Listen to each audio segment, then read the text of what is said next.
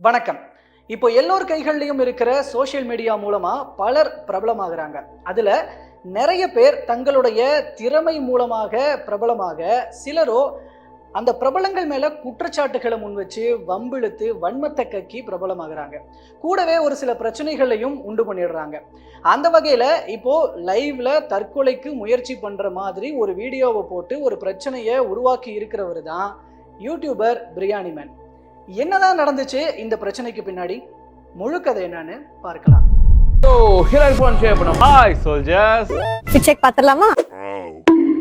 இந்த பிரியாணி மேனின் வீடியோக்களும் அதுல அவர் பேசுறதும் எப்படி இருந்திருக்கு அப்படின்னு தான் முதல்ல நாம பார்க்க வேண்டியிருக்கு. அதாவது பிரியாணி மேன் அப்படின்றவருடைய உண்மையான பெயர் ரஃபி. இவருடைய வார்த்தைகள் ரொம்பவே அப்யூசிவா இருக்கும். வாயை திறந்தாலே வன்மம், கோபம், அசிங்கம் தான் வெளிப்படும் அப்படிங்கிறது தான் இங்க அவரை பத்தின ஒரு பார்வையாக இருக்கு. அதுக்கு எடுத்துக்காட்டா இவரோட சில வீடியோக்கள்ல பெண்களை விடாம திட்டுறது, பெண்கள் வீட்டு வேலை பார்க்கணும் அப்படின்னு சொல்றது, திருமணம் செய்யறதே வேலை பார்க்க தான் அப்படின்னு சொல்றது, செம்மொழி பூங்கா அப்படிங்கிறது பாலியல் தொழில் செய்யும் இடம்னெல்லாம் பேசி இருக்கிறது அசிங்கம் மற்றும் வன்மத்தின் உச்சமாக இருக்கு அப்படிங்கிறது தான் இங்க இருக்கிற ஒரு பார்வை. இப்படிப்பட்ட பிரியாணி மேன் தான் சமீபத்தில் யூடியூபர் இர்ஃபான் பத்தியும், தொழில் முனைவோரா இன்ஸ்டாகிராம்ல டெய்லரிங் கற்றுக் கொடுத்துட்டு இருக்கிற தயாலு டிசைன்ஸ் அப்படிங்கிற நிறுவனத்தை வச்சிருக்கிற டெய்லர் அக்கா அப்படிங்கிறவங்க மேலையும் கடுமையான புகார்களை வச்சிருந்தாரு. இர்ஃபான் டெய்லர் அக்கா அளவுக்கு பிரியாணி மேன் பிரபலமா அப்படின்னு கேட்டா கிடையாது. இப்படிப்பட்ட நிலையில தான் பிரியாணி மேன் கடந்த சில நாட்கள்ல 2 பேரையும் தாக்கி வீடியோ போட்டிருந்தாரு. நடந்த பிரச்சனைகள் என்னென்ன அப்படின்னு இப்போ ஸ்டெப் பை ஸ்டெப்பா பார்க்கலாம்.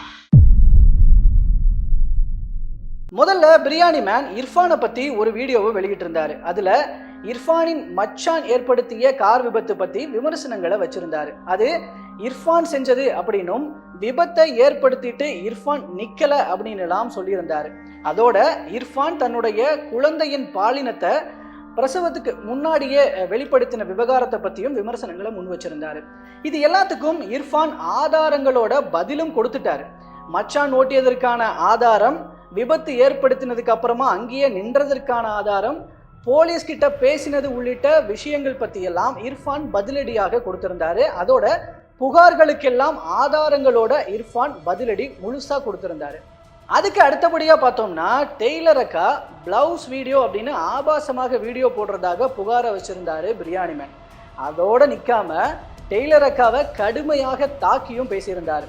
அவர் பெண் அப்படிங்கிறதுனாலேயே கடுமையாக பேசியிருந்தாருன்றது அழுத்தமான குற்றச்சாட்டு அவர் மேல. அதோட இல்லாம அவரோட கிளாஸ்ல ஜாயின் பண்ணினவன் அப்படிங்கிற முறையில இந்த வீடியோவை போடுறேன்ற பேர்ல அவர் மேல மோசடி புகாரையும் முன் வச்சிருந்தாரு. ஆனா அதுக்கெல்லாம் டெய்லர் அக்கா பதில் தரல. நீ என்னானாலும் பேசிட்டு போ அப்படின்னு சொல்லி அவங்க விட்டுட்டாங்க. ஆனால் அதுக்கு மாறாக A2D அப்படிங்கிற பல்வேறு விஷயங்களையும் ஆராய்ஞ்சு விளக்குற ஒரு சேனலில் நந்தா அப்படிங்கிறவர் பிரியாணி மேன் டெய்லர் அக்கா மேலே வச்ச புகார்கள் எல்லாம் பொய் அப்படிங்கிறத ஆதாரங்களோட நிரூபித்து வீடியோ போட்டார்.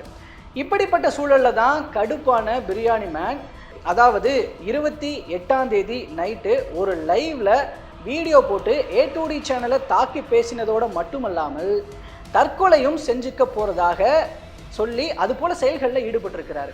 தன்னோட தற்கொலைக்கு காரணம் ஜேசன் அப்படிங்கிறவர் தான் அப்படின்னும் அவர் சொல்லி தூக்கிட முயன்றிருக்கிறாரு.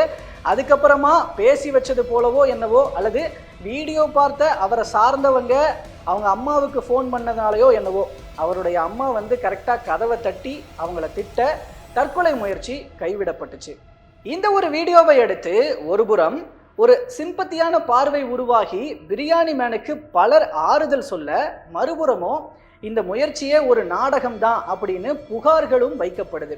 இதுல ரொம்ப சென்சிட்டிவான விஷயம் என்னன்னா, தனக்குன்னு பல சிறுவர் சிறுமிகள் இளைஞர்கள் அப்படின்னு ஃபாலோவர்ஸை வச்சிருக்கிற பிரியாணி மேன் ஒரு சமூக வலைதள லைவ்ல தற்கொலை முயற்சியில ஈடுபட்டு அவங்களையெல்லாம் தவறான வழியில வழிநடத்த முயற்சி பண்ணதுக்காகவே அவர் மேல சட்டப்படி நடவடிக்கை எடுக்கணும் அப்படின்னு பலர் கோபத்தோட போலீசாருக்கு புகார்களையும் கோரிக்கைகளையும் முன் வச்சிருக்கிறாங்க. அந்த வகையில் இப்போ பெண் ஒருவர் கொடுத்த புகாரின் அடிப்படையில் பிரியாணி மேன் என்கிற அபிஷேக் ரஃபி வன்கொடுமை தடுப்பு சட்டத்தின் கீழே கைது செய்யப்பட்டிருக்கிறாரு. அதுபோக அவர் போஸ்ட் பண்ணியிருந்த இர்ஃபான் மற்றும் டெய்லர் அக்கா பற்றின வீடியோஸும் நீக்கப்பட்டிருக்கு. இதில் அவரை திட்டுறவங்க பல பேர் அவருடைய ஃபாலோவர்ஸும் கூட. இந்த வீடியோ பார்க்குற பலர் நினைக்கலாம், இது இப்போ நாட்டுக்கு தேவையா அப்படின்னு.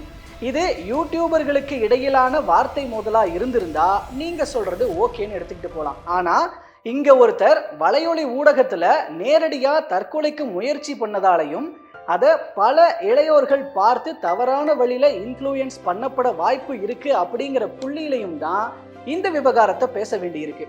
இந்த ஒரு வீடியோ மூலமா தற்கொலை எதற்கும் தீர்வல்ல, மன அழுத்தமோ அல்லது தற்கொலை எண்ணமோ வந்துச்சுன்னா அதிலிருந்து விடுபட தமிழக அரசினுடைய உதவி மையம் 104 அப்படிங்கிற எண்ணில் தொடர்பு கொண்டோ அல்லது பிற தற்கொலை தடுப்பு உதவி மையங்களை தொடர்பு கொள்ளலாம்னு விழிப்புணர்வு மெசேஜ்களும் ஒரு பக்கம் சொல்லப்பட்டுக்கிட்டு வருது. அதுபோக யூடியூப் உள்ளிட்ட சமூக வலைதள கண்டென்ட்களுக்கு ஒரு கடிவாளம் வேணும் அப்படிங்கிற குரல்களும் ஆங்காங்கே ஒலிக்க தொடங்கி இருக்கு.